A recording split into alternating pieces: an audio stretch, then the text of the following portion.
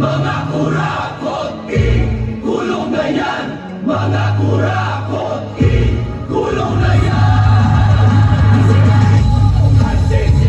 Isigaw mo, katotohanan. Isigaw mo, pinag-isip. Huwag na tayo mag-iyak ng isang mukha.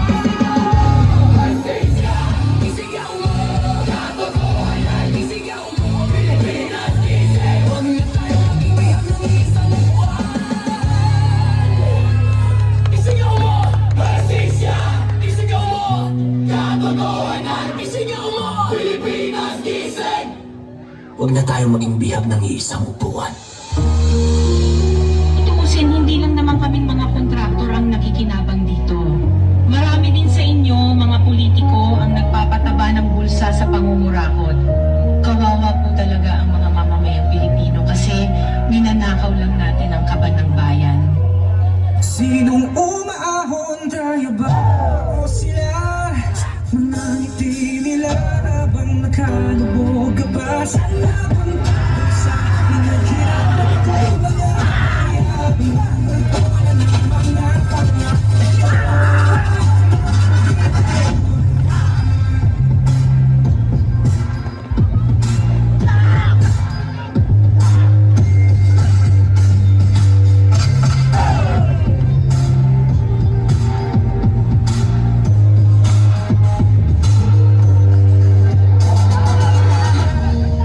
Ang totoo, may hati-hati yan mula sa pinakamataas hanggang sa mga nasa gilid lang ng sistema.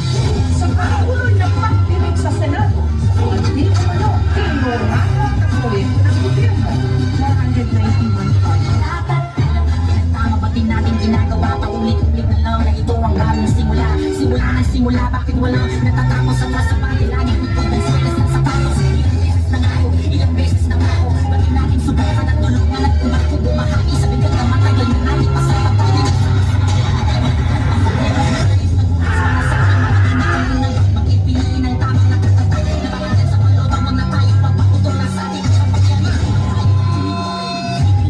Ilang pagsisisi sa sipin na nasa pwestong di ka nakilala at pagsisilipin sa lahat ng kanyang pangalan. Di tayo kumbinsido, wag na natin dapat na. Huwag ninyong ipakita sa publiko na malinis kayo dahil sa mga proyektong may kapalit na porsyento para sa inyong mga opisina. Tingnan ninyo rin ang mga pangalan na nakaupo ngayon at lalo na sa mismo mga nagpapalakad ng gobyerno.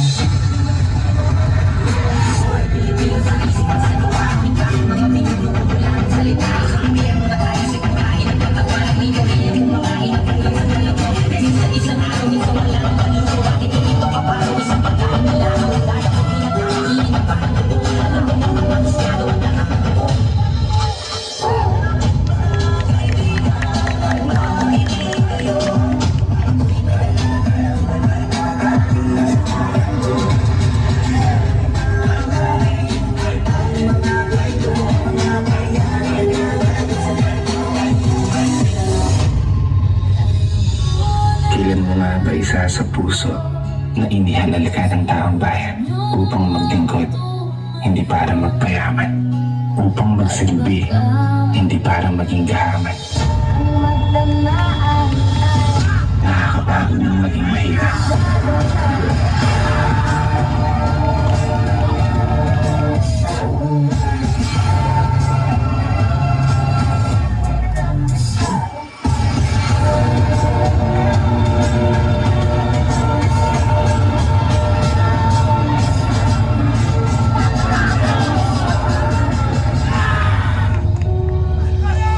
Pera ng taong bayan, pero tayo ang nakikinabang. Hindi ba tayo nahiya? Ang mga mahihirap mas lalong naghihirap. Kaya tama na ang pangungurakot natin.